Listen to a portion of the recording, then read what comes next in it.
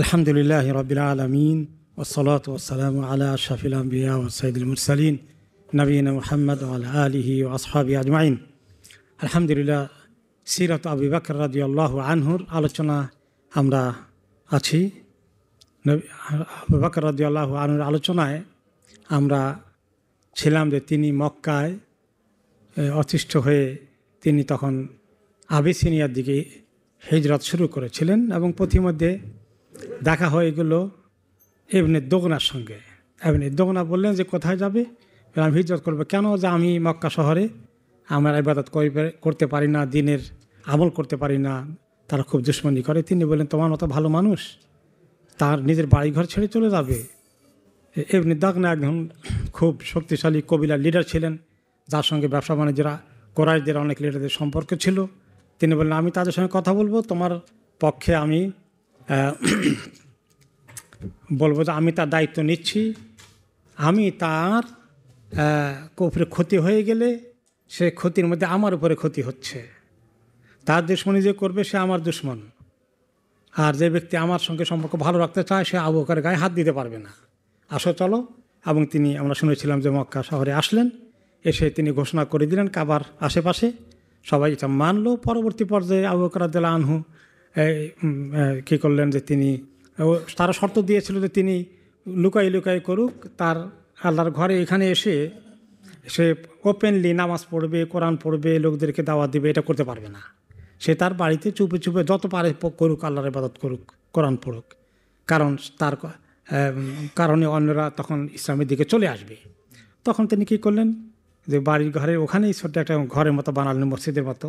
সেখানে সুন্দর করে করে কোরআন তেলাওয়াত করতেন, অর্থ বুঝেন তো আরব মানুষ, এবং তিনি অনেক শিক্ষিত পণ্ডিত, এবং অনেক চোখের পানি চলে আসতো, কাঁদতেন, অনেক এফেক্টেড হয়ে যেত। আশেপাশের মহিলা পুরুষরা বললো কি এত সুন্দর কী জিনিস, কে তেলাওয়াত করে? তখন তারা শুনলো যে আবু বকর তেলাওয়াত করে, কি এটা? তারা আশ্চর্য হয়ে জানতে আসলো, দেখতে আসলো। এইভাবে যখন কয়েকদিন গেল তখন কাফেররা মনে করলো যে সর্বনাশ, তো এখন তো দেখা যায় রাতের অন্ধকারে আমাদের যুবক যুবতীরা, ছেলে মেয়েরা, নারী পুরুষরা গিয়ে তার হাতে ইসলাম কবুল করবে, তাদের এফেক্টেড হয়ে যাবে। তখন তারা ইবনে দোগনাকে বলল, ভাই তুমি এই যে কাজ করেছো সে তো চুক্তি মানে নাই। বলে কি চুক্তি মানে নাই? সে তো মক্কায় হারাম শরীফে ঠিকই আসে না, কিন্তু তার ঘরে মসজিদ বানাই তো আরেক তামসা জোগাড় করেছে। আমরা তো এখন আমাদের ছেলে পেয়েকে নিয়ে বিপদে আসি, তাকে থামাও, তা না হলে এটা চুক্তি তোমার সঙ্গে চলবে না। তোমাকে আমরা অনেক সম্মান করেছি, তুমি সম্মানিত মানুষ, এখন আমাদের বাণিজ্য চলে যাবে, আর তুমি এভাবে তাকে নিরাপত্তা দেওয়া হয় না। তিনি আসলেন, এসে আবু বকর রাদিয়াল্লাহু আনহুকে কী বললেন যে তুমি ওইটা ছাড়াও, তুমি তো চুক্তি ঠিক রাখো নাই। বলে চুক্তি তো ঠিক রাখছি, এখানে পড়িনি, কিন্তু ওখানে তো তুমি কোরআন শরীফ জোরে সোরে পড়ছো, তুমি আস্তে আস্তে পড়ো, কেউ যেন না আসে, তাহলে আমি তোমার নিরাপত্তা দেবো, তা নাহলে তোমার নিরাপত্তা আমি উইথড্র করে ফেলবো। তিনি কি বললেন? সে উইথড্র করে নিয়ে যাও, আমাকে সবচেয়ে বড় যিনি নিরাপত্তা দানকারী সে আল্লাহর হেফাজতে আমি চলে যাব। কে হিম্মত দেখালেন, চলে গেলেন এভাবে। তো সে তখন ডিক্লার করে দিল যে ভাই, এই ইবনে দোগনা বলল যে আমি এখন ডিক্লার করছি আবু বকরকে যে নিরাপত্তা আমি দিয়েছিলাম সেটা আমি উইথড্র করে ফেললাম, তোমরা আর আবু বকর বুঝো, আমার আর কোনো দায়িত্ব নেই। তখন থেকে এত সম্মানিত আবু বকর রাদিয়াল্লাহু আনহুর, আমরা ওইখানে থেমেছিলাম। তিনি যখন কাবা শরীফে আসতেন আল্লাহর ইবাদত করার জন্য, তখন কিছু লোক তাকে মাঝে মধ্যে খুব মানে নাজেহাল করত, অপমান করত। এত সম্মানিত লোক যার গায়ে কেউ কোনোদিন হাত দেবে, এত ভদ্র মানুষ, এত শিক্ষিত মানুষ, কিন্তু এখন দেখা যাচ্ছে যে তাকে অপমান করা হচ্ছে। তো তিনি একদিন কাবার দিকে যাবেন, বাড়ি থেকে বের হয়েছেন, তখন একটা দুষ্ট প্রকৃতির লোক ওনার কতগুলো বালি হাতে নিয়ে ওনার মাথায় নিক্ষেপ করলো। চেহারা, মাথা, দাড়িটাড়িতে বালি টাড়ি দিয়ে একদম ভর্তি হয়ে গেল। আর ওই সময়ে পাশে দিয়ে যাচ্ছিল ওয়ালিদ ইবনে মুগীরা, কোনো কোনো রেওয়ায়েতে আল-আস ইবনে ওয়াইল, দুইজন অন্যতম বড় লিডার কোরাইশদের। তো এবার এরা এক সময় আবু বকর রাদিয়াল্লাহু আনহুর সঙ্গে তাদের সম্পর্ক ছিল এবং ওনাকে তারা খুব রেসপেক্ট করত। তো এখন এই অবস্থা ওই দুজনের একজনকে পেলেন, বললেন যে আল্লাহ তারা মা ইয়াসনাউ হাদা সাফি, এই যে একটা দুষ্ট লোক কী করলো আমাকে, তুমি তো দেখলা, তুমি কিছু করবা না এই বিষয়ে?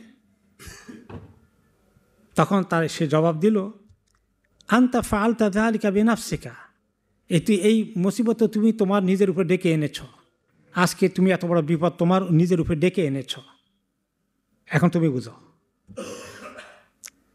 তার এইরকম বেয়াদবির জবাব শুনে এরা একসময় আবু বকর রাদিয়াল্লাহু আনহুকে কত শ্রদ্ধা করত। তখন তিনি বলেন, রব্বি মা আহলামাক, হে আমার রব, আপনার ধৈর্য সবর যে কত বেশি।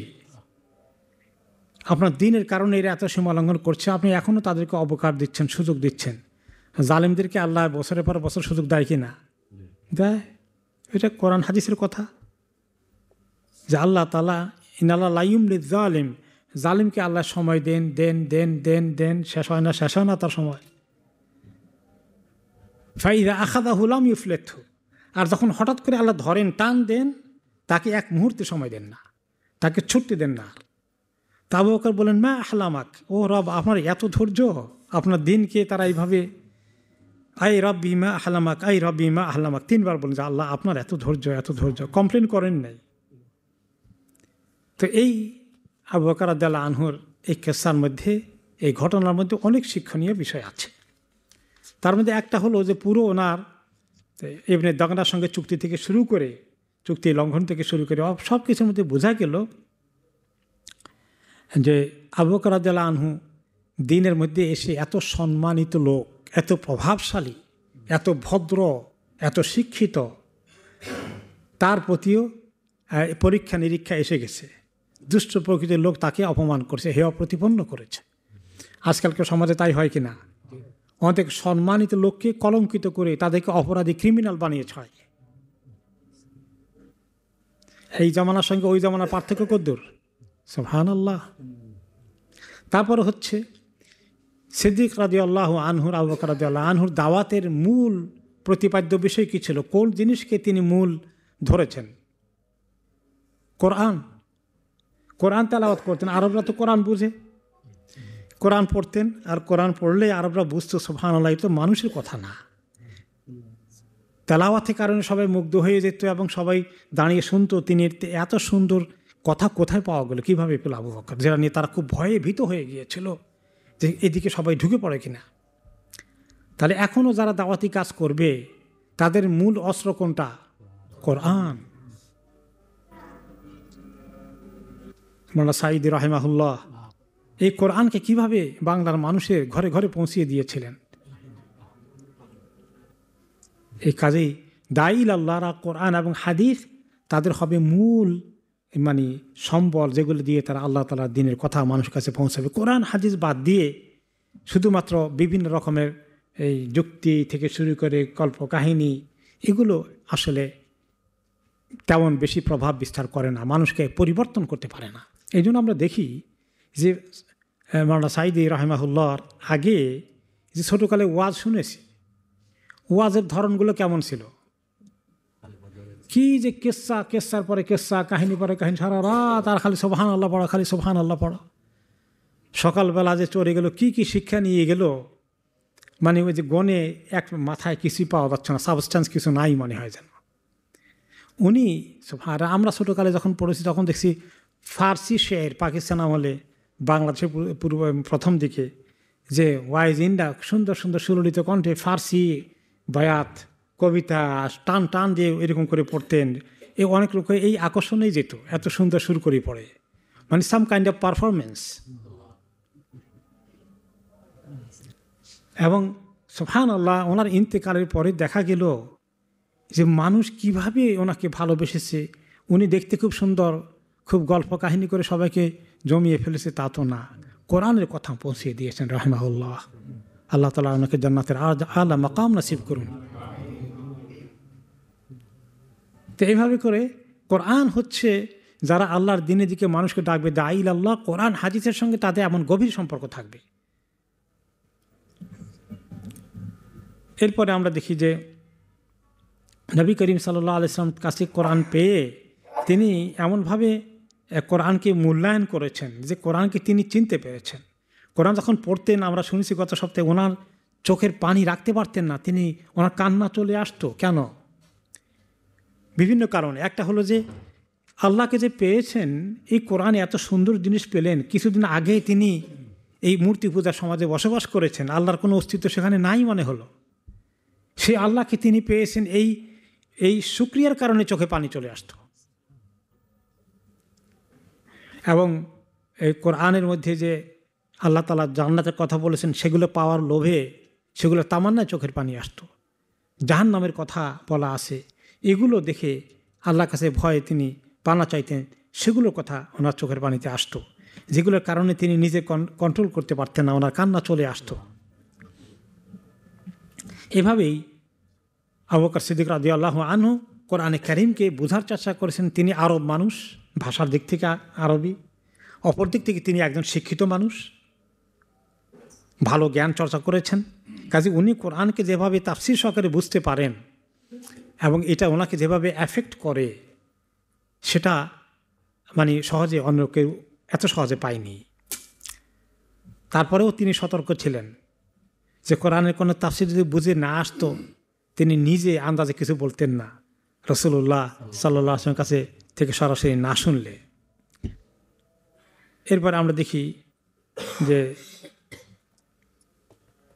একবার তিনি এক কোরআন তেলাওয়াত যখন করছিলেন এবং কোরআন আয়াত যখন নাজিল হচ্ছিল রাসূলুল্লাহ সাল্লাল্লাহু আলাইহি ওয়াসাল্লামের সময়, সূরা নিসার 123 নম্বর আয়াতে বাদা আউযু বিল্লাহি মিনাশ শাইতানির রাজিম লাইসা বিআমানিয়িকুম ওয়ালা আমানিয়্যি আহলিল কিতাব মান ইয়ামাল সুআন ইউজযা বিহি ওয়ালা ইয়াজিদ লাহু মিন দুনিল্লাহি ওয়ালিয়্যান ওয়ালা নাসীরা। সূরা নিসার 123 নম্বর আয়াতে আল্লাহ তাআলা যখন নাজিল করলেন, তো হে মুসলিমগণ, তোমাদের তামান্না, তোমাদের শুধু আকাঙ্ক্ষা থাকলেই হবে না, অথবা আহলে কিতাবের যারা অনুসারী ছিল তাদের শুধু তামান্না আকাঙ্ক্ষা থাকলেই হবে না যে আমি পার হয়ে যাব, আখিরাতে জান্নাতে চলে যাব। আমল লাগবে এবং গুনাহ থেকে দূরে থাকতে হবে। মাই ইয়ামাল সুআন ইউজযা বিহি, কেউ যদি গুনার মধ্যে লিপ্ত থাকে তাহলে সেটা শাস্তি তাকে পেতে হবে। ওয়ালা ইয়াজিদ লাহু মিন দুনিল্লাহি ওয়ালিয়্যান ওয়ালা নাসীরা, আল্লাহ তাআলা তাকে গুনাহ শাস্তি দিতে গেলে তাকে রক্ষা করার জন্য, বাঁচানোর জন্য, সুপারিশ করার জন্য, আশ্রয় দেওয়ার জন্য কোনো ঠিকানা পাওয়া যাবে না, কোনো সাহায্যকারী পাওয়া যাবে না, কোনো মুরব্বী অভিভাবক তাকে আল্লাহর পক্ষ থেকে আটকাতে পারবে না। এই আয়াত যখন নাজিল হলো, আবু বকর রাদিয়াল্লাহু আনহু আয়াতটা শুনলেন, শুনে এসে বললেন, ইয়া রাসূলুল্লাহ কাদ জাআত কাসিমাতুয যাহর ওয়া আইয়ুনা লাম ইয়ামাল সুআন। ইয়া রাসূলুল্লাহ, বড় মুসিবতের খবর নিয়ে তো আয়াত একটা নাজিল হয়ে গেল। এখানে বলা হয়েছে যেই গুনাহ করবে তাকে শাস্তি পেতেই হবে। এখন আমরা কে গুনাহ করি না, কে গুনাহ করিনি, ইয়া রাসূলুল্লাহ, আমাদের কি উপায় হবে? গুনাহ করলেই যদি শাস্তি পেতে হয় তাহলে আমরা গুনাহ ছাড়া কে আসি ইয়া রাসূলুল্লাহ? ফাকাল ইয়া আবু বকর আলাস্তা তামসিব আলাস্তা তাহজান আলাস্তা তুসিবুকাল আল্লাহওয়া ফাযালিকা মিম্মা তুজজাউনা বিহি। তিনি বললেন, আবু বকর রাদিয়াল্লাহু আনহু কে, আপনি কি কোনো সময় ক্লান্ত হয়ে পড়েন না? খুব বিপদ মুসিবত আপনাকে ক্লান্ত করে ফেলে, আপনাকে কষ্টে ফেলে দেয়, কোনো সময় দুশ্চিন্তা আপনাকে গ্রাস করে না? কোনো সময় আপনার উপরে অনেক বড় মুসিবত নাজিল হয় না, দুঃখ কষ্ট ইত্যাদি আসে না?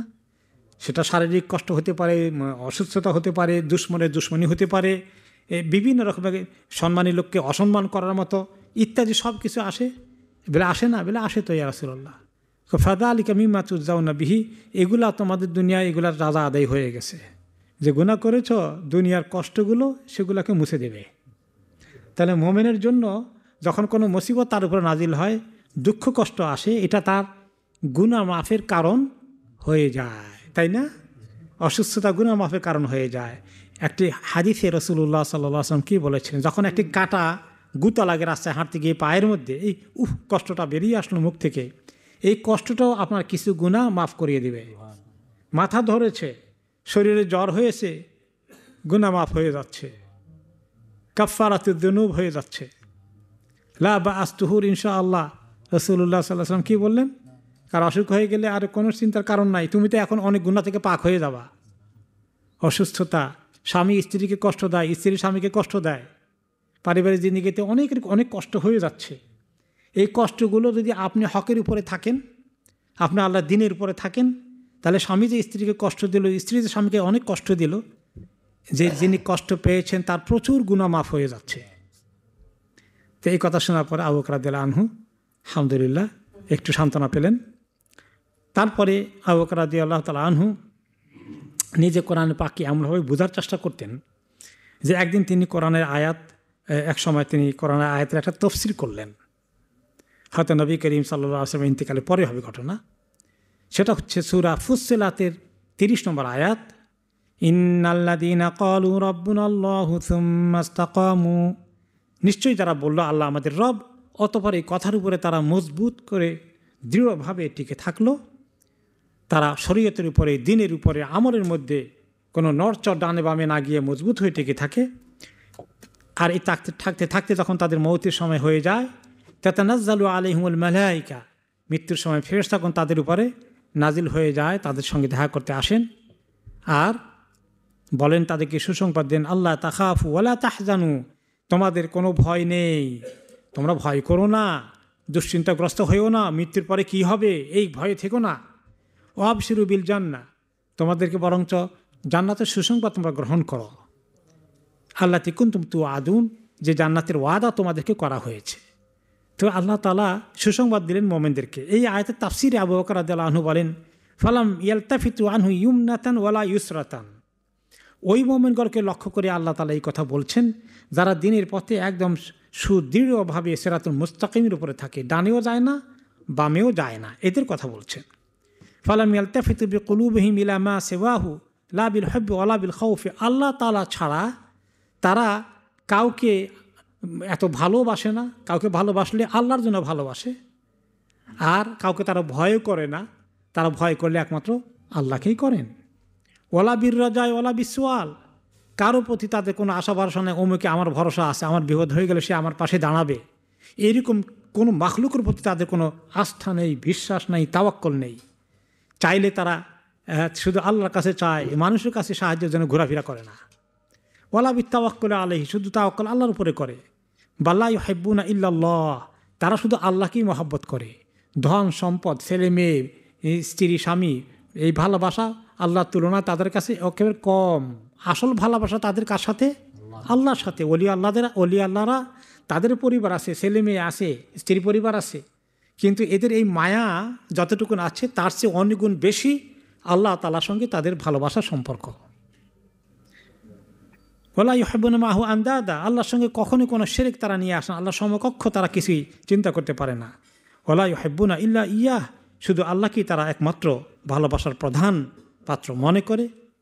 ইল্লা লা আলি তলাবে মানফাআতিন ওয়ালা আলি দাফে মাদাররাতিন, আল্লাহর কাছে শুধুমাত্র কিছু পাওয়ার জন্য দরখাস্ত দেন, এই দরকার আছে আল্লাহ আমার এটা করে দেন, খালি ওইটার জন্য আসে না। জায়েজ আছে, বিপদে পড়ছে আল্লাহকে একটু চাই যে আল্লাহ ঠিক করে দেন, কিন্তু তারা স্বার্থপরের মতো শুধু আল্লাহর কাছে সময় মতো চায় না। ওরা লেদা ফেমাদার রাতিন, বিপদে পড়েছে খালি এটা থেকেই মুক্তি চায় না, এই জন্যই দোয়া করে না, বরঞ্চ তারা আল্লাহ তাআলার সঙ্গে সত্যি তাদের এই যে খালেক আর মাখলুকের সম্পর্ক, ওইটাকে তারা ইবাদতের সম্পর্ক, এগুলোকে তারা সবসময় বজায় রাখে। ওয়ালা ইয়াখাফুনা গায়রাহু কায়না মান কান, আল্লাহ ছাড়া কাউকে তারা কখনো ভয় করে না। ওয়ালা ইয়াসআলুনা গায়রাহু, আল্লাহ ছাড়া আর কারো কাছে তারা কিছু আশা করে না।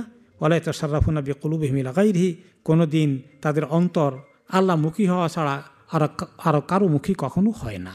তিনি নিজে এই আয়াতে তাফসীর করলেন, তাতে বোঝা গেল ইন্নাল্লাযীনা ক্বালু রাব্বুনা আল্লাহু সুম্মা ইসতাকামু, এই যে এই আয়াতের অর্থ আবু বকর রাদিয়াল্লাহু আনহু কীভাবে বুঝাচ্ছিলেন।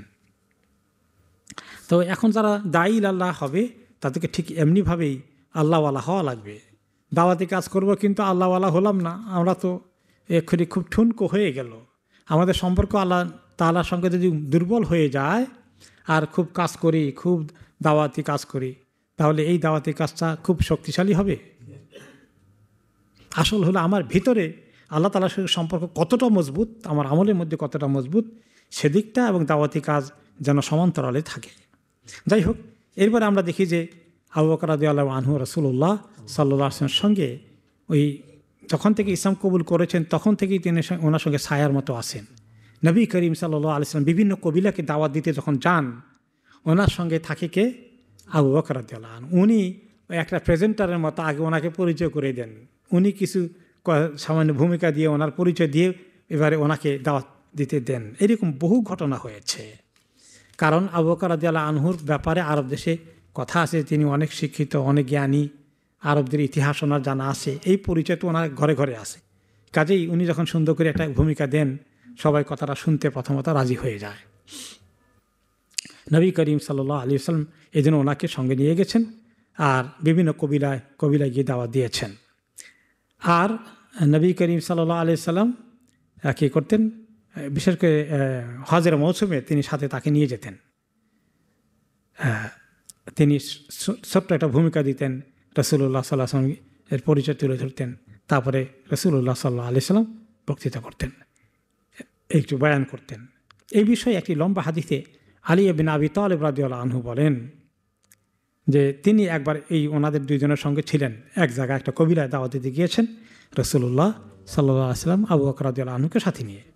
তিনি বলেন যে লাম্মা আমার আল্লাহু আযজা ওয়া জাল নবিয়্যাহু সাল্লাল্লাহু আলাইহি ওয়াসাল্লাম আন ইয়ারদা নাফসাহু আলা কাবাইলিল আরব খারাজা ওয়া আনা মাআহু। নবী করিম সাল্লাল্লাহু আলাইহি ওয়াসাল্লাম একে যখন আল্লাহ হুকুম করলেন ফাসদা বিমা তু'মার ওয়া আনদির আশিরাতাকাল আকরাবিন, একটা পরে একটা আয়াত নাজিল হলো, আপনি এই যে হুকুম দেওয়া হয়েছে সবার কাছে এই দিনের কথা পয়গাম পৌঁছিয়ে দিন। আলী রাদিয়াল্লাহু আনহু বলেন যে আমি একদিন ওনার সঙ্গে গেলাম আর ওনার সঙ্গে আবু বকর রাদিয়াল্লাহু আনহু ছিল, এবং সেখানে গিয়ে যখন আমরা একটি মক্কা শহরের বাইরে আরেকটি কবিলায় গিয়েছেন, সেখানে গিয়ে পৌঁছলাম। কোরাইশ বংশের লোকেরা দেখলে অন্যরা সম্মান করে, আমাদেরকে দেখে তারা সম্মান করলো, তারা জমায়েত হলো।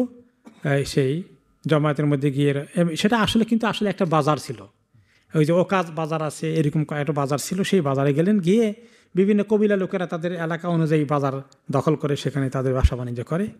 তো সেখানে গিয়ে ওনারা ওই জমায়েতে গেলেন, গিয়ে জিজ্ঞেস করলেন কলু মানিল কওম, যে ওনারা আপনারা কে? কলু মিন বনি শাইবান ইবনে সালাবা, যে আমরা হচ্ছি বনু শাইবান ইবনে সালাবা কবিলার গোত্রের লোক। ফালতাফাত আবু বকর ইলা রাসূলিল্লাহ সাল্লাল্লাহু আলাইহি ওয়াসাল্লাম। এই পরিচয় পেয়ে আবু বকর রাদিয়াল্লাহু আনহু যেহেতু আরবদের কোন বংশের কোন মর্যাদা এগুলো সব জানেন, আমরা গত সপ্তাহে শুনেছি, তিনি বলেন ইয়া রাসূলুল্লাহ বে আবি আনতা উম্মি লাইসা ওরাহা উলাই উযরুন মিন কওমিহিম, যে এই লোকগুলো যে আসছে এরা এই কওমের মধ্যে খুব সম্মানিত পজিশনে আছেন, যাদের সঙ্গে এখন কথা বললাম। ও হাউলাই গোরাউন নাস, ওই কবিলার লোকদের লিডারগুলো এখানে চলে আসছে, খুব ভালো নাম করা একটা কবিলা। ওয়াফিহিম মাফরুক ইবনে আমর, বনি শাইবান একটা নাম করা কবিলা, আর সেখানে কবিলার লিডারদের মধ্যে খুব প্রভাবশালী লোকদের মধ্যে একজন ছিলেন মাফরুক ইবনে আমর, হানি ইবনে কুবাইসা, মুসান্না ইবনে হারিসা, নোমান ইবনে সুরাইক, এই কয়েকজন নাম করা লিডার তাদের গ্রুপকে নিয়ে এখানে এসেছেন, জমায়েত হয়েছেন। আর তাদের মধ্যে মাফরুক ইবনে আমর ছিল, তার কথা বক্তৃতা ভাষা এবং দেখতে শুনতে খুব মানানসই, এবং সে খুব ধনী লোক ছিল। তার বাড়ি যেখানে, সেখানে দুটো ছোট নহর পাহাড় থেকে নেমে এসেছিল, এবং এখানে তার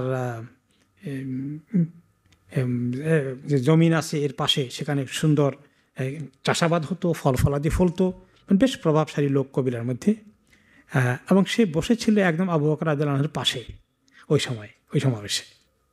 তো আবু বকর রাদিয়াল্লাহু আনহু তাকে জিজ্ঞেস করলেন কাইফাল আদাদু ফিকুম, আপনাদের কবিলার এই যে বনি শাইবান কবিলার গোত্রে লোকজনের পরিমাণ কেমন, কত আপনাদের জনবসতি, আপনাদের ম্যান পাওয়ার কত?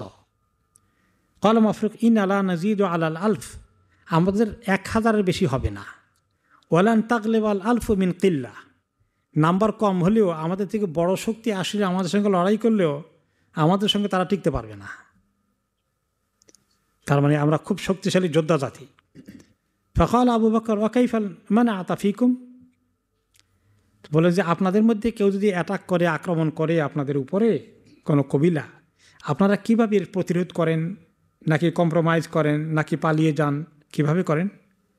মাফরুক তখন বলল, কবিলার লিডার, ইন্না আল্লাহ আসাদু মা নাকুন গাদাবান হিনা নালকা, আমরা যখন এরকম দুশ্মনদের সঙ্গে মোকাবিলায় যাই, আমাদের রাগ গোস্বা এবং আমাদের ক্রোধ দেখলে সারা আরব ভয় পায়।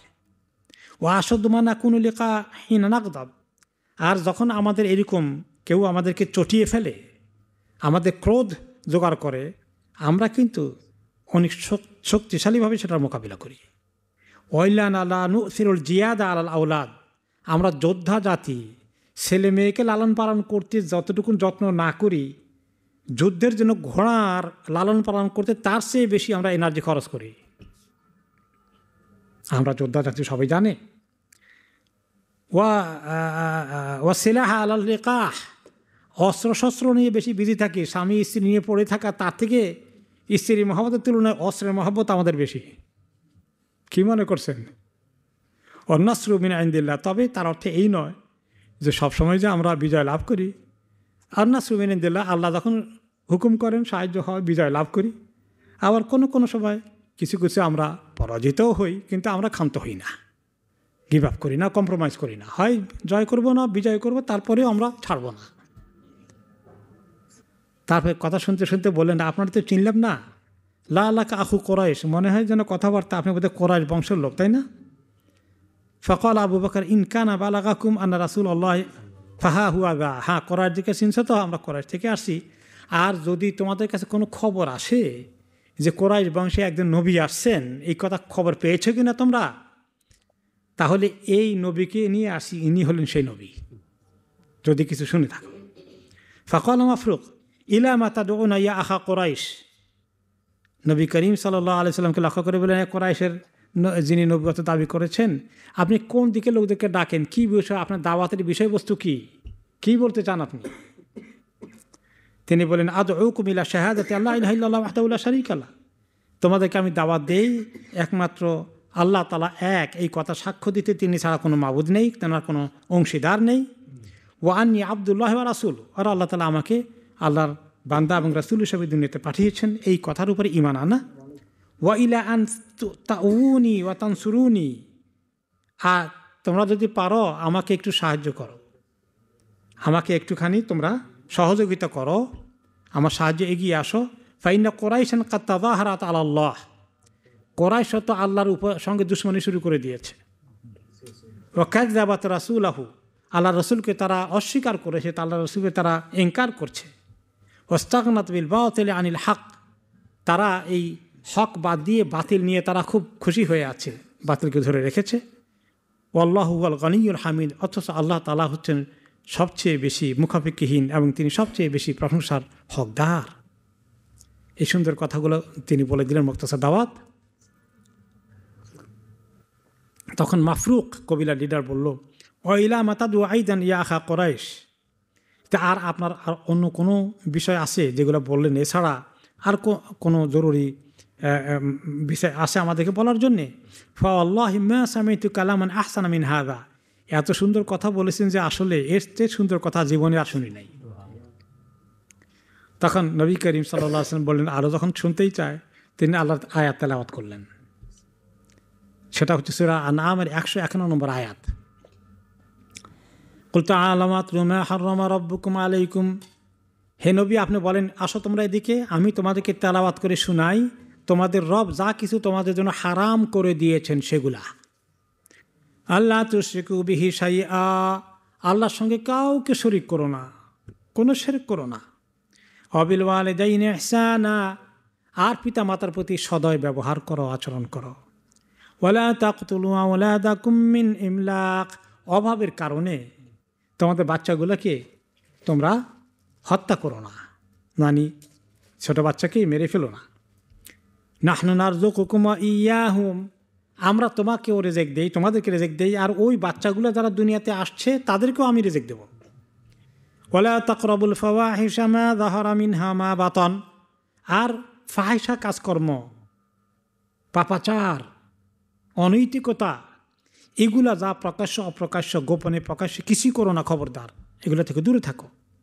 ওয়ালা তাকতুলুন নাফসাল্লাতী হারামাল্লাহু ইল্লা বিল হক, আর অন্যায়ভাবে কোনো ব্যক্তিকে কখনো হত্যা করো না। যালিকুম ওয়াসাকুম বিহি লাআল্লাকুম তাকিলুন, এটা তো আল্লাহ তাআলা তোমাদেরকে এইভাবেই কথাগুলো ওসিয়ত করছেন, নসিহত করছেন, তোমাদেরকে উপদেশ দিচ্ছেন। আশা করা যায় তোমরা জ্ঞান বুদ্ধি খরচ করবে, বিবেক খরচ করে এইটাকে গ্রহণ করবে। এই আয়াতের পড়ে শোনালেন, সূরা আনআমের 151 নম্বর আয়াত। মাফরুক এই কথা শুনে, এই আয়াতের কোরআনের তেলাওয়াতে এবং এই অর্থ শুনে বুঝে বলল, দাওতা আল্লাহ ইলা মাকারিমিল আখলাক ও মাহাসিনুল আমাল। সুবহানাল্লাহ, আপনি আল্লাহর কসম, এত সুন্দর আচার ব্যবহার চারিত্রিক গুণাবলীর কথা বলেছেন, এত সুন্দর সুন্দর আমলগুলোর কথা বলেছেন। অলাকাদ আফাকা কওমুন কাযযাবুকা ওয়া যাহারু আলাইকা, যারা আপনার কথাকে অবিশ্বাস করলো এবং আপনার উপরে যারা সীমা লঙ্ঘন করে আপনার দুশমনি করলো, এরা বড় অন্যায় কাজ করেছে, বড় ধরনের অন্যায় কথা কাজ কারবার তারা করেছে। তারপরে তিনি বললেন, কবুল করেন কি করেন না এটা আর বলেন নাই, ওনার কথার সুন্দর প্রশংসা করলেন। সুম্মা রাদ্দাল আমরা ইলা হানি ইবনে কবাইসা, অতঃপর আরেক লিডার তার পাশে হানি ইবনে কবাইসাকে বললেন যে উনি কিছু বলুক, ওনাকে আপনি কি বলেন হানি ইবনে কবাইসা। হানি ইবনে কবাইসা আরেক লিডার কবিলার, তিনি এসে দাঁড়িয়ে বললেন, ওনাকে পরিচয় করে দিলেন যে হানি শাইখুনা ও সাহিবুদ্দিনা, উনি আমাদের একজন শেখ, আমাদের ধর্মীয় বিষয়ে আমরা ওনার রেফারেন্সে চলি, উনি আমাদের ধর্মীয় গুরু। তো উনি কিছু কথা বলুক, আপনি কিছু কথা বলেন হানি। তো হানি কথা বলল। তো হানি বললেন নবী করিম সাল্লাল্লাহু আলাইহি ওয়াসাল্লামকে লক্ষ্য করে, কাদ সামিতু মাকালাতাকা ইয়া আখা কুরাইশ, হ্যাঁ কুরাইশ থেকে আগত হে লোকটি, আপনার কথা তো শুনলাম। ওয়া ইন্নী আরা আন্না তারকানা দীনানা ইত্তিবা'না দীনাকা লা মাজলিসিন জালাস্তাহু ইলাইনা লাইসা লাহু আউয়ালুন ওয়ালা আখিরুন লা দুল্লুন ফির রাই ওয়া কিল্লাতুন নাযার ফিল আকিবা। আপনার কথা শুনলাম, আপনার কথা শুনেই একই বৈঠকেই এখনই আমরা সিদ্ধান্ত নেওয়া যে আমাদের দিন যে দিনের মধ্যে আসি আমরা কিছু মূর্তি পূজা করি, এগুলো সব ছেড়ে দেব, আর আপনার কথা এক্ষুনি গ্রহণ করব। এবং আপনার একই মজলিসে আপনি বসলেন, আগে পরে কোনো কথা নেই, হঠাৎ করে আজকের এই দাওয়াতে সব কবুল করে ফেলব। এইটা আমার কাছে মনে এত তাড়াহুড়ো করে সিদ্ধান্ত নেওয়া একটা বোকামি ছাড়া কিছু না, নির্বুদ্ধিতার লক্ষণ। কাজেই আমরা ইন্না জাল্লাতা মাল আজালা, যারা তাড়াহুড়া করে তারা অনেক সময় ভুল করে। ওয়াইনা নাকরাহু আন্না আকেদা আলামান ওরা আনা আকদান, তারপরে বলে যে আমরা তাড়াহুড়া করে সিদ্ধান্ত নিব না, আমাদেরকে সময় দেন। 2 নম্বর হলো যে আমরা কিছু লোকের সঙ্গে আমাদের চুক্তি আছে বিভিন্ন অন্য শক্তির সঙ্গে, ওলাকিন্নার যে তার যে অন্যান্দর, তুমি এখন যাও কথা বলে গেলা, আমরাও যাই আমাদের ঘরে বাড়িতে এলাকায় পরামর্শ করে টোরে আমরা কি করা যায়, পরে আবার তোমার সঙ্গে আমাদের কথাবার্তা হবে। তারপরে তিনি বললেন যে ইশারা করে যে মুসান্না ইবনে হারিসা, আমাদের আরেকজন লিডার আছে, তুমি কিছু বলো মুসান্না। তো মুসান্না উঠলেন, তিনি বললেন হাদাল মুসান্না শাইখুনা সাহিবু হারবিনা, মুসান্নাকে পরিচয় করে দিলেন তিনি আমাদের অন্যতম লিডার এবং তিনি আমাদের যুদ্ধের প্রধান কমান্ডার, তিনি কিছু কথা বলুক। তো পরবর্তী পর্যায়ে কিন্তু এই মুসান্না ইসলাম কবুল করে ফেলেছেন 10 বছর পরে, এবং ইসলামী বিজয়ের জন্য বিরাট ভূমিকা পালন করেছেন। যাই হোক, তিনি এখন উঠলেন, এখন তো তিনি মুসলিম না, বললেন কাদ সামিতু মাকালাতাকা ইয়া আখা কুরাইশ, কুরাইশ থেকে আগত ভাই আপনার কথাগুলো শুনলাম। অল জবাব ফিহি জবাব হানি ইবনে কবাইসা, হানি ইবনে কবাইসা যে জবাব দিয়েছেন ওইটাই আসলে জবাব।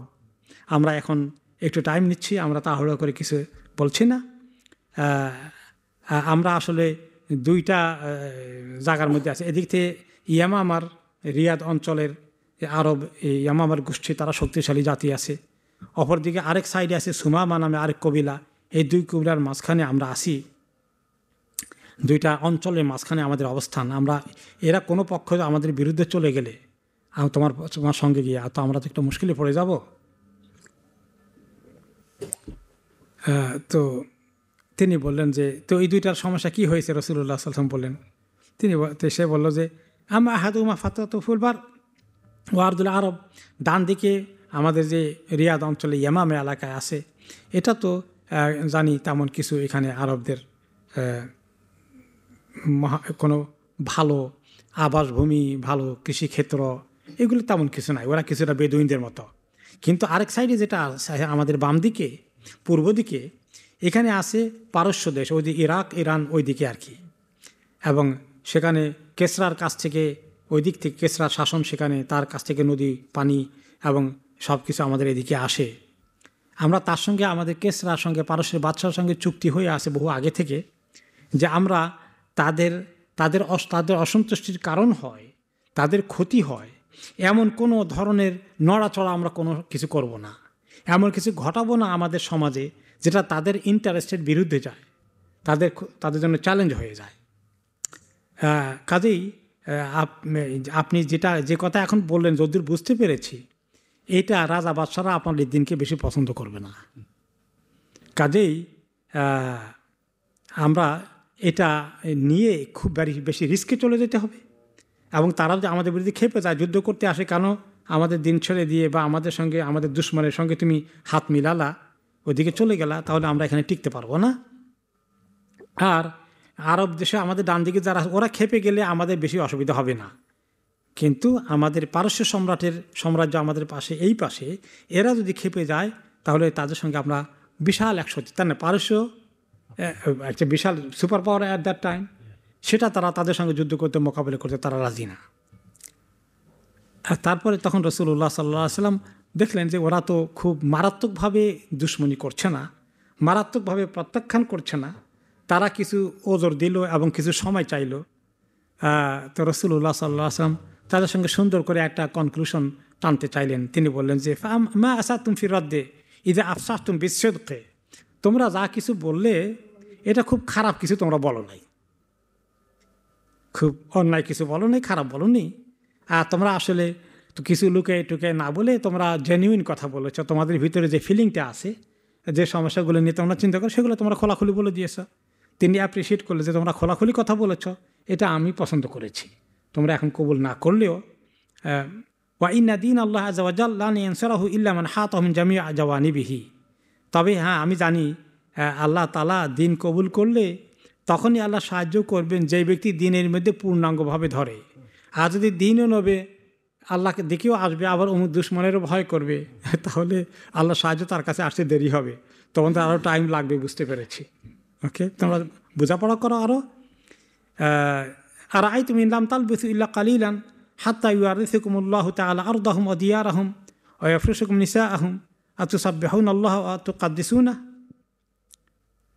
তো তখন তিনি বললেন যে একটা কথা বলে যাই, শোনো, তোমরা হয়তো বা দেখতে পাবে খুব সহসাই, খুব বেশি দিন অপেক্ষা করতে হবে না, তোমরা যদি ইসলাম কবুল করো, অচিরেই আল্লাহ তাআলা ওই যে পারস্য শক্তির কথা বলেছ, তাদের ঘর বাড়ি রাজপ্রাসাদ, তাদের সব কিছু জনবল সব আল্লাহ তাআলা আপনাদের কন্ট্রোলে নিয়ে আসবেন খুব সহসাই। ওকে, ওই সময় কি তোমরা আল্লাহ তাআলার তসবিহ করবে না, প্রশংসা করবে না? তোমরা এত বড় শক্তির ভয়ে ভীত আছো, ওই শক্তিকে আল্লাহ তোমাদের তাকে দিয়ে পরাজিত করাবেন। তো নোমান ইবনে শুরাইক তখন বলল আরেক লিডার, আল্লাহুম্মা লাকা ফালাকা যালিকা, যে ঠিক আছে আল্লাহ, যদি এরকম হয়ে যায় তাহলে তুমি আমাদেরকে পাবা একদিন। ওরা অপেক্ষা করেছে। তারা আবু বকর রাদিয়াল্লাহু আনহু যখন খলিফা হয়েছেন, পরবর্তী পর্যায়ে মদিনা যাওয়ার পরে অনেক পরে তারা ইসলাম কবুল করেছে, এবং তারা সব পারস্য বিজয় তারা বিশাল ভূমিকা রেখেছিল। ওই যে রাসূলুল্লাহ সাল্লাল্লাহু আলাইহি ওয়াসাল্লাম বলেছেন যে একদিন এটা হবে, সেটা হয়ে গেছে। আচ্ছা, যাই হোক, তাহলে এই যে একটা ঘটনা আবু বকর রাদিয়াল্লাহু আনহুর সঙ্গে রাসূলুল্লাহ সাল্লাল্লাহু আলাইহি ওয়াসাল্লাম সিরাতের মধ্যে দাওয়াতি কাজের অভিযানে আপনারা দেখতে পেলেন, তাহলে রাসূলুল্লাহ সাল্লাল্লাহু আলাইহি ওয়াসাল্লাম এই সমস্ত জায়গায় ওনাকে নিয়ে গিয়েছেন, এবং এই ঘটনার মধ্যে অনেকগুলো শিক্ষা আছে, তাই না? অনেকগুলো শিক্ষা আমাদের জন্য আছে।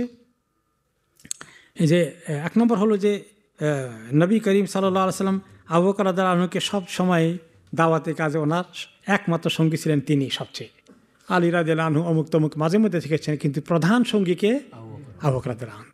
কাজে উনি যে এত মর্যাদা আসীন হয়েছেন, এর পিছনে মানে বিরাট ইতিহাস, যে উনি রাসূলুল্লাহ সাল্লাল্লাহু আলাইহি ওয়াসাল্লামকে ছায়ার মতো তাঁর জীবনকে তিনি ওয়াকফ করে দিয়েছেন। এরপরে আমরা দেখি আরেকটা জিনিস, যে আল্লাহর দ্বীনের জ্ঞানের ক্ষেত্রে, কোরআন হাদিস বোঝার ক্ষেত্রে ওনার সমকক্ষ কিন্তু আসলে কেউ নাই। উনি আসলে উঁচু মান অর্জন করেছেন কোরআনের তাফসীর বোঝা থেকে শুরু করে। এরপরে আমরা দেখি যে নবী করিম সাল্লাল্লাহু আলাইহি ওয়াসাল্লাম এত সুন্দর করে দাওয়াত দিলেন, কিন্তু এরপরেও দেখা গেল যে তারা ওই মুহূর্তে কবুল করলো না। তাহলে তো বোঝা গেল যে আপনি ভালো করে দাওয়াত দিলেন, তারপরে লোকেরা সবসময় খালি কবুল করবে, তাহলে আপনি উৎসাহিত আছেন দাওয়াতি কাজ করবেন। আর কবুল না করে আর দরকার নাই, এদের খাতাম আল্লাহু আলা কুলুবিহিম, তাড়াতাড়ি বলে দিলেন যে এদেরকে আল্লাহ দিনে মোহর মারা দিছে, বাদ দাও এদেরকে। তা আমরা এইভাবে খুব, উনি কিন্তু এরকম কনক্লুশন করলেন না যে তারা তোমরা হক বুঝেছ নিলা না, এদের রাগ করে বা হতাশ হয়ে চলে গেলেন না, আশা রেখে গেলেন যে হয়তো আল্লাহ তোমাদেরকে একদিন বুঝ দেবেন, কিছু আশার বাণী শোনালেন, সুসংবাদ দিলেন, একদিন তোমাদেরকে আল্লাহ দুনিয়াতেও বিজয় দিবেন। তো এভাবে করে চলে গেলেন। তাহলে এটা আরেকটা শিক্ষা। যে দাওয়াতি কাজে আমরা সুন্দর করে বলবো, কেউ কবুল করবে কেউ করবে না, এবং কেউ দেখা যায় আজকে কবুল করলো না, কয় বছর পরে কবুল করেছে, 5 বছর পরে 10 বছর পরে ঠিকই কবুল করেছে। আপনি অনেক লোকে দাওয়া দিতে দিতে আপনি একদম গিভ আপ করে ফেলেছেন, আপনি এখন হতাশ হয়ে গেছেন, কিন্তু দেখা গেল যে হঠাৎ করে আল্লাহ তাকে পরিবর্তন দিয়েছে। এরকম আপনার সমাজে দেখি না মাঝে মধ্যে হয়ে যায়। এরপরে আমরা দেখি যে নবী করিম সাল্লাল্লাহু আলাইহি সাল্লাম যখন তাদের সঙ্গে গিয়েছেন এবং সেখানে তিনি তাদের সঙ্গে কথাবার্তা বলেছেন, আলাপ আলোচনা করেছেন, তিনি আলাপ আলোচনার দরজা বন্ধ করেননি, এটা জারি রেখেছেন। তাহলে কোনো জায়গায় গিয়ে দাওয়াতি কাজে যদি বাধারও সৃষ্টি হয়, একেবারে তর্কাতর্কি মারাত্মক কিছু না ঘটিয়ে কোনো রকমে যদি আপোষে একটুখানি আপাতত ক্ষান্ত হয়ে চলে আসা যায়, এটা ভালো নাকি ওইখানে দাওয়াতি কাজ নিয়ে একটা মানে দ্বন্দ্ব সংঘর্ষের সূত্রপাত করা গায়ে পড়ে, এটা কি ভালো হবে? বরঞ্চ যারা দ্বন্দ্ব সংঘর্ষ করতে আসে কোনো রকমে পাশ কেটে কম্প্রোমাইজ করে আপোষে রক্তাক্ত পরিস্থিতি সৃষ্টি হওয়া থেকে এড়িয়ে চলা, এটি একটি বড় শিক্ষা না? হ্যাঁ, আলহামদুলিল্লাহ। এরপরে আমরা আরেকটি শিক্ষা দেখি যে আল্লাহ তাআলার দিনকে যে ব্যক্তি পরিপূর্ণভাবে গ্রহণ করবে সেটা হচ্ছে আসল দিন গ্রহণ করা। দিনের কিছু অংশ গ্রহণ করলাম, কিছু করলাম না, আমি খুব ভালো লাগছে কিন্তু সব মানতে রাজি না। এরকম আমাদের সমাজে কিছু কিছু লোক আছে যারা মনে করেন কোনো বিশেষ করে কোনো চ্যালেঞ্জিং পরিস্থিতি আসতে পারে, কেউ অপছন্দ করবে, কেউ আপনার দুশ্মনী করবে, এই ভয় দিনের দিকে আগায় না। তো অনেকে যেগুলো আমাদের কোনো চ্যালেঞ্জ নাই ওগুলো সবাই সহজে মনে করে, হজ করতে গেলে ওমরা করতে গেলে কেউ বাধা দিবে না। কিন্তু এখন মনে করেন যদি আপনি একটা দিনই একটা প্রতিষ্ঠান করতে যান, এখানে একটা মানে রিস্ক আসে, চ্যালেঞ্জ আসে, তো অনেকেই কোন রিস্ক আসে, চ্যালেঞ্জ আসে, এগুলো কোনোটা বোধই যাবে না। শুধুমাত্র যেখানে যেখানে একটু খুব একেবারে নিরাপদ আছে সেখানেই দেবে। কোনো কোনো সময় রিস্ক চলে আসতে পারে, কোনো কোনো সময় অকওয়ার্ড সিচুয়েশন হয়ে যাবে, কিন্তু আপনি চেষ্টা করেন, এর বাইরে যাওয়া দরকার নেই। কিন্তু আবার একেবারেই শুধুমাত্র তারা যেটা চাচ্ছিল যে যদি তারা হিসাব করে দেখলো এখন ইসলামের মধ্যে ঢুকলে যদি দেখা যায় যে খুব সুবিধা হবে দুনিয়ার দিক থেকে, তাহলে তারা ইসলাম কবুল করতে মোটামুটি রাজি ছিল। কিন্তু দুনিয়ার ব্যাপারে বিপদ আপদ চলে আসলে এই ইসলামটা কবুল করতে তারা রাজি হয় নাই। বুঝতে পেরেছেন? এখন আমাদের সমাজে অনেকেই আছে, ইসলাম তো ভালো জিনিস, কিন্তু সমাজ তো আরেক দিকে, আমার চাকরি হারাবো, আমার পদ পজিশন হারাবো, আমি অমুক সংগঠনের বড় নেতা, এগুলো থেকে আমাকে বহিষ্কার করা হবে বা আমি এগুলো মিস করব, অনেক সুযোগ সুবিধা আমার নষ্ট হয়ে যাবে। কাজেই সুযোগ সুবিধা দুনিয়ার হিসাব নিকাশ করে অনেকেই আগাতে পারে না। এরপরে শেষ পর্যায়ে যেটা হলো, পরবর্তী পর্যায়ে তারা প্রায় 10 বছর পরে আবু বকর রাদিয়াল্লাহু তাআলা আনহুর খলিফা হওয়ার জমানায় তারা ইসলাম কবুল করলেন। 10 বছর পরে কবুল করলেন। নবী করিম সাল্লাল্লাহু আলাইহি ওয়াসাল্লাম ইতিমধ্যে ইন্তেকাল হয়ে গেছে এবং মক্কায় ফাতে মাক্কা হয়ে গেছে, ইয়াদখুলুনা ফি দীনিল্লাহি আফওয়াজা হয়ে গেছে। এরপর আবু বকর রাদিয়াল্লাহু আনহু খলিফা হলেন। তারপরে আবু বকর রাদিয়াল্লাহু আনহু বিভিন্ন অভিযানে এখন পাঠালেন, সেনাবাহিনী পাঠালেন। এরপরে তাদের বোধোদয় হলো, তখন তারা ইসলামের মধ্যে চলে আসলো। আর ওই মুসান্না ইবনে হারেসা রাদিয়াল্লাহু আনহু, যিনি তখন ইসলাম কবুল করেননি কিন্তু পজিটিভ কথা বলেছিলেন, অপেক্ষা থাকলেন, পরবর্তী পর্যায়ে তিনি আবু বকর রাদিয়াল্লাহু আনহুর সময় তিনি শুধু ইসলাম কবুল করেননি, উনি ইসলামকে ভালো করে গ্রহণ করেছেন। রাসূলুল্লাহ সাল্লাল্লাহু আলাইহি ওয়াসাল্লাম ওনাকে অনেক বড় কমান্ডারের দায়িত্ব দিয়েছেন। ওরা তো যোদ্ধা জাতি, আলহামদুলিল্লাহ, এবং তাদেরকে দিয়েই তিনি ফ্রন্ট লাইনে দিয়েছেন। পারস্য সেনাবাহিনীর সঙ্গেই তাদের যুদ্ধ হলো, কাদেসিয়ার যুদ্ধ হলো, যার ফলে পারস্য সম্রাটের পরাজয় ঘটে গেল। এবং সেখানে যেখানে তারা জাহেলি জমানায় তাদেরকে ভয় করলেন, ভয়ের কারণে ইসলামও কবুল করলেন না। পরবর্তী পর্যায়ে ইসলাম কবুল করার কারণে তাদের ভিতরে এমন হিম্মত পয়দা হলো যে যাদেরকে ভয় করেছেন তাদের বিরুদ্ধে যুদ্ধ করতে ওনারা অগ্রগামী হয়ে গেলেন এবং তাদের হাতেই পারস্য সম্রাটের পতন ঘটে গেল। তাহলে সুবহানাল্লাহ, যেটা তারা চিন্তা করতে পারেননি, আল্লাহ তাআলা এভাবেই আসলে সাহাবায়ে কেরামের আরবের সাধারণ মানুষগুলোকে সারা দুনিয়ার উপরে তখন বিজয় করে দিলেন। পারস্য সম্রাট, রোমান সম্রাট তাদের কাছে পরাজিত হয়ে গেল। তাহলে ইসলাম এভাবেই মানুষকে আল্লাহর কাছে যখন নিয়ে আসে, একজন ক্ষুদ্র মানুষকে আল্লাহ তাআলা তখন তাকে অনেক শক্তিশালী করে ফেলেন। ইমানের বলে বলিয়ান হয়ে গেলে দুনিয়ার শক্তি, সেই পারস্য সম্রাট কোথায় এত বড় সুপার পাওয়ার, আর রোমান সম্রাট কোথায় কত বড় সুপার পাওয়ার, দুটো সুপার পাওয়ারকে ইসলাম কী করে ফেলল, দুনিয়া থেকে উৎখাত করে দিল কত দিনের ভিতরে। তাহলে মানুষের আসল শক্তি তো আল্লাহ তাআলার কাছে। ইন্নাল্লাহ হুয়াল কাউই, আল্লাহ তাআলাই সবচেয়ে শক্তি। সেই শক্তিশালী আল্লাহর কাছেই আমরা যাই। আমরা নিজেদেরকে দুর্বল করে ফেলেছি, কারণ আজকে মুসলিম উম্মার কি অবস্থা, তারা মনে করে যে আল্লাহ শক্তি কি আছে না আছে হিসাব নাই, অমুক পরাশক্তির অমুক সুপার পাওয়ারের এত শক্তি আছে, তাকে খেপানো যাবে না, অমুক পরাশক্তির উসিলায় আমাদের সুযোগ সুবিধা থাকবে, এভাবেই চিন্তা করে। মুসলমানদের আল্লাহর উপর ইয়াকিনটা দুর্বল হয়ে গেছে। বড় বড় শক্তিশালী জাতিগুলোর কাছে নিজেদেরকে অসহায় মনে করে। আর আল্লাহ তাআলা যদি আমাদের সঙ্গে থাকেন, তাহলে আমরা কত শক্তিশালী হতে পারি, সেই ঈমান যদি হয়। সুবহানাল্লাহ, আল্লাহ তাআলা কতভাবে এগুলো বলছেন, ওয়ালা তাহিনু ওয়ালা তাহজানু, তোমরা কখনো দুর্বল হও না, তোমরা কখনো দুশ্চিন্তা করো না, ওয়া আনতুমুল আলাউনা ইন কুনতুম মুমিনিন, তোমরাই বিজয় লাভ করবে, তোমরাই বড় শক্তির অধিকারী হবে যদি তোমরা সত্যিকার মুমিন হও। এরপরে আমরা যাই যে আবু বকর রাদিয়াল্লাহু আনহুর পরবর্তী কাহিনীতে। তিনি এবার আমরা যাব তিনি কিভাবে হিজরত করলেন, রাসূলুল্লাহ সাল্লাল্লাহু আলাইহি ওয়াসাল্লামের সঙ্গে তিনি মদিনার দিকে চলে গেলেন। এবং এই বিষয়ে আমরা জানি যে যখন কোরাইশদের অত্যাচার বেড়ে গেল, তখন রাসূলুল্লাহ সাল্লাল্লাহু আলাইহি ওয়াসাল্লাম, যেটা আমরা সিরাতে পাকে শুনেছি, কিছু রিপিট হবে, যে তিনি সাহাবাদেরকে মদিনায় আস্তে আস্তে পাঠিয়ে দিলেন। আবু বকর রাদিয়াল্লাহু তাআলা আনহু পারমিশন চাইলেন, ইয়া রাসূলুল্লাহ, সবাই যখন হিজরত করে আপনি পারমিশন দিলে আমি হিজরত করে ফেলি। তখন তিনি ওনাকে বললেন, লা তাজাল লাআল্লাহ ইয়াজআল লাকা সাহিবা, তাড়াহুড়ো করবেন না, আল্লাহ তাআলা হয়তো আপনার জন্য একজন সাথী জোগাড় করবেন, আল্লাহ তাআলা আপনার জন্য একজন সঙ্গী জোগাড় করে দেবেন। তাই না? কি ইশারা করলেন? রাসূলুল্লাহ সাল্লাল্লাহু আলাইহি ওয়াসাল্লাম ওনার সঙ্গী হবেন, কিন্তু তিনি খোলাখুলি বললেন না, বললেন একজন সাথী আল্লাহ আপনাকে জোগাড় করে দিবেন, তাকে নিয়ে আপনি হিজরত করবেন, এখন যাওয়ার দরকার নেই। আবু বকর রাদিয়াল্লাহু তাআলা আনহু বলেন যে তিনি রাসূলুল্লাহ সাল্লাল্লাহু আলাইহি ওয়াসাল্লাম খুলে যেহেতু বলেন নাই, তিনি আর বলেন না আপনি কি আমার সঙ্গে, আমি কি আপনার সঙ্গে যাব, এই কথা তিনিও জিজ্ঞাসা করলেন না। কিন্তু মনে মনে খুব আশা, হয়তোবা আল্লাহ তাআলা আমাকে ওনার সঙ্গী বানাতে পারেন, এই আশা নিয়ে তিনি আছেন অপেক্ষায়। তাই আয়েশা রাদিয়াল্লাহু তাআলা আনহা বলেন যে এটা আবার শুনি আমরা কিভাবে হিজরতের সূচনা হলো ওনার। যে তিনি বলেন যে তিনি তখন ছোট, কিন্তু বুঝেন সব কিছু। যে রাসূলুল্লাহ সাল্লাল্লাহু আলাইহি ওয়াসাল্লাম ওনার বাবার কাছে আসলেন, তিনি যখন আসতেন দেখা করতে, তিনি তখন সকাল সন্ধ্যায় আসতেন না, দিনের মধ্যভাগে আসতেন অথবা রাতের অন্ধকারে আসতেন। দিনের মধ্যভাগে দুপুরবেলা প্রচণ্ড গরমে আরবরা কোথায় থাকে, ঘরে ঢুকে যায়, ওই ফাঁকে দিয়ে আসতেন দেখা করতে।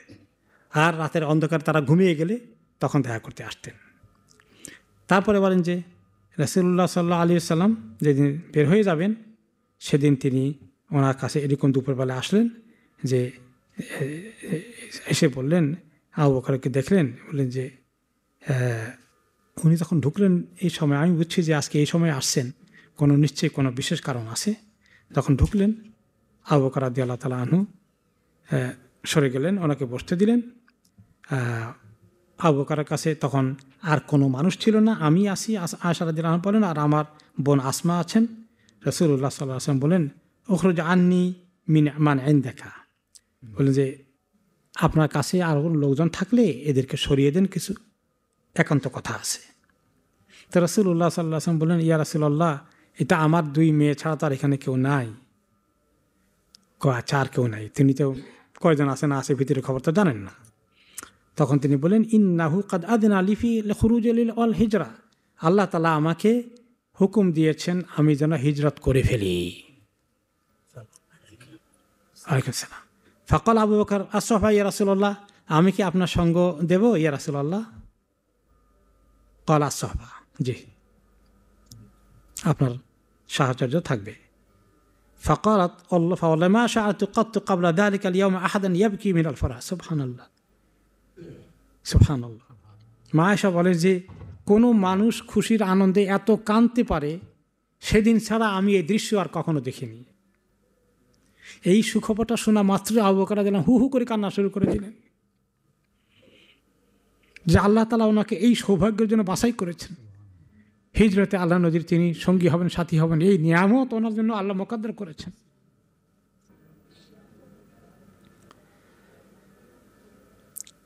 ثم قال يا نبي الله إن هاتين راحلتان قد كنت أعددتهما لهذا। বলেন ইয়া রাসূলুল্লাহ, আমি বহু আগেই দুইটা উট ঠিক করে রেখেছি। আপনি যখন আমাকে বলেছেন যে লেট করো, হয়তো আল্লাহ তোমাকে একজন সাথী জোগাড় করে দিবেন, তখন আমি কিছুটা ধারণা করেই আমি দুটো উটকে ভালো পাকাপোক্ত দুটো উট, যেগুলো মজবুত উট, মদিনা পর্যন্ত পৌঁছতে অসুবিধা হবে না, দুটা রেডি করে রেখেছি অলরেডি। তারপরে তিনি আবু বকর রাদিয়াল্লাহু আনহু উদ্যোগ নিলেন। আব্দুল্লাহ ইবনে উরাইকাতকে তিনি হায়ার করলেন। আব্দুল্লাহ ইবনে উরাইকাত ছিল মক্কার রাস্তাগুলো, মানে আরব দেশের রাস্তাগুলো চিনে, রাস্তার এক্সপার্ট। কারণ মদিনায় যাবেন ওনারা, ঘুরে ঘেরা যেতে হবে, সোজা রাস্তা দিয়ে যেতে পারবেন না, তারা দেখে ফেলবে। তাকে টাকা পয়সা দিয়ে হায়ার করলেন, সে এমনি আমানতদার ছিল, টাকা পয়সা নেবে, তাকে হায়ার করলেন। এরপরে ওখানে ইমরাতাম মিন বনি সাহম ইবনে আমর ওখানে মুশরিকান লা ইয়াদুল্লুহুমা আলা তারিক, তিনি মুশরিক থাকলেও ওনাদেরকে ঠিক রাস্তায় গাইড করেছেন। এবং এই উট দুটো তার কাছে পাঠিয়ে দিলেন, তোমার কাছে এগুলোকে রাখো, আমরা যখন ইঙ্গিত দেব বের হব, তুমি আমাদেরকে গাইড হিসেবে নিয়ে যাবা। সে বিশ্বস্ত হিসাবে আবু বকর রাদিয়াল্লাহু আনহু তাকে হায়ার করে এই কথা বলেছেন। এরপরে যখন আসছে প্র্যাকটিক্যাল হিজরতের সময়, তখন আয়েশা রাদিয়াল্লাহু আনহা বলেন যে বাইনামা নাহনু ইয়াওমান জুলুসান ফি বাইতি আবি বকর ফি নাহরি দাহিরা ক্বালা কাইল আবি বকর হাযা রাসূলুল্লাহ সাল্লাল্লাহু আলাইহি ওয়াসাল্লাম মুতাকান্নিআন। আয়েশা রাদিয়াল্লাহু আনহা বলেন যে আমরা আমার বাবা আবু বকরের ঘরে আছি, ঠিক দুপুরবেলা একেবারে ভর দুপুরে একজন এসে বলল আবু বকর রাদিয়াল্লাহু আনহুকে যে রাসূলুল্লাহ সাল্লাল্লাহু আলাইহি ওয়াসাল্লাম চলে আসছেন, উনি চেহারা ঢেকে এসেছেন। চেহারা ঢাকার মানে আরব দেশে ছাতি তো আর এভাবে ছিল না, তো রোদের মধ্যে কেউ গেলে চেহারা ঢেকে রাখে, তো একটা উসিলা হয়ে গেছে চেহারা ঢাকার। তো উনি এভাবে গরম থেকে চেহারা ঢাকালেন, তাতে করে ওনাকে চিনতেও পারলো না, এই কাজও হয়ে যাবে। তো নবী করিম সাল্লাল্লাহু আলাইহি ওয়াসাল্লাম তখন আবু বকর বলেন আখরিজ মান ইনদাকা, যে আপনার কাছে যারা ছিল তাদেরকে সরাই দেন। এর আরেকটি রেওয়ায়েতে আসছে, তখন তিনি বলেন যে আমাকে আল্লাহ যেতে হুকুম দিয়েছেন, আমি এখন যাবো তোমার সাথে। রাসূলুল্লাহ সাল্লাল্লাহু আলাইহি ওয়াসাল্লাম বললেন ফাজাহাজ নাহুমা আহসানুল জাহাজ। আয়েশা বলেন যে আমরা নবী করিম সাল্লাল্লাহু আলাইহি ওয়াসাল্লাম অনেক ওনাকে সাথে পাওয়ার জন্য আবু বকর রাদিয়াল্লাহু আনহু দুটো উটকে, অনেক দামি উটকে কিনেছিলেন, এবং আমাদেরকে বললেন ভালো করে খাওয়াবো, এগুলাকে চড়াতাম, খাওয়াতাম, রেডি করে রাখলাম। এরপরে আমরা সফরের জন্য যে সমস্ত জিনিস লাগে, পানির মস্ক, খেজুরের একটা থলে ইত্যাদি, আমরা সব কিছু রেডি করে রাখছি, যে এনি টাইম নবী করিম সাল্লাল্লাহু আলাইহি ওয়াসাল্লাম বের হয়ে যাবেন, ওনাকে নিয়ে এই দুটো রেডি। এরপরে তো ওনারা দুইজন বের হয়ে আসলেন এবং রাতের বেলা চলে গেলেন, এবং যার পুরো কাহিনী আমরা সিরাতের মধ্যে শুনেছি। রাসূলুল্লাহ সাল্লাল্লাহু আলাইহি ওয়াসাল্লাম আলী রাদিয়াল্লাহু আনহুর কে ওনার বিছানায় শোয়াই দিয়ে তিনি বের হয়ে গিয়েছিলেন। যাই হোক, তারপরে ওনারা 3 দিন সেখানে থাকলেন। থাকার পরে তো ওনারা মদিনায় পৌঁছলেন। এরপরে তিনি বলেন যে আবদুল্লাহ ইবনে আবি বকর, আবু বকরের ছেলে আবদুল্লাহ, তিনি ছোট বালক তখন, সে রাতের অন্ধকারে কিছু খাবার টাবার নিয়ে ওনাদের কাছে চলে যেত ওখানে। আবার সকালবেলায় মানে সূর্য ওঠার বহু আগে বাড়িতে চলে আসতো। তারা টের পেত না যে এই ছেলে কোথায় গিয়ে কিছু দিয়ে আসছে, খোঁজখবর নিয়ে আসছে। আর এখানে কোনো খবর থাকলে তারা কোন হালতে আসে, ওর কথা খোঁজাখুঁজি করছে, এই খবরগুলো আবার ওখানে পাস করে দিত গিয়া, তাকে এই কাজে ব্যবহার করা হয়েছে। এরপরে ওনাদের কিছু খাবারের দুধ এগুলো নিয়ে যেত। এরপরে ওনাদের ছাগলের পাল চড়াতে নিয়ে যেত, সেখান থেকে কায়দা করে একটু দুধ দিয়ে ঢেলে দিয়ে আসতো। এভাবে করে 3 রাত 3 দিন গেল। নবী করিম সাল্লাল্লাহু আলাইহি ওয়াসাল্লাম এরপরে 3 দিন পরে সেখান থেকে বের হয়ে গেলেন, এবং বের হয়ে গিয়ে তারা চলে গেলেন মদিনার দিকে। গাড়ে থাওরের পরে ওনারা যখন রওনা করে দিয়েছেন, তখনও তারা জানতে পারেনি। যখন তারা জানতে পারলো, তখন তো অনেক লেট হয়ে গেছে, যে উনি সকালবেলা তারা আসছিল ওনাকে হত্যা করার জন্যে, আর সেখানে তারা দেখলো যে তিনি নেই, আলী রাদিয়াল্লাহু আনহু আসেন এবং তারা খবর নিল আবু বকর কই। আবু বকর তারা খুঁজে পেল না। তখন তারা বুঝতে পেরেছে যে আবু বকর রাদিয়াল্লাহু আনহুকে নিয়ে তিনি বের হয়ে গিয়েছেন এবং পথিমধ্যে এই জার্নির মধ্যে অনেক কিছু ঘটেছে। সেটা আমরা শুনবো আগামী সপ্তাহে ইনশাআল্লাহ।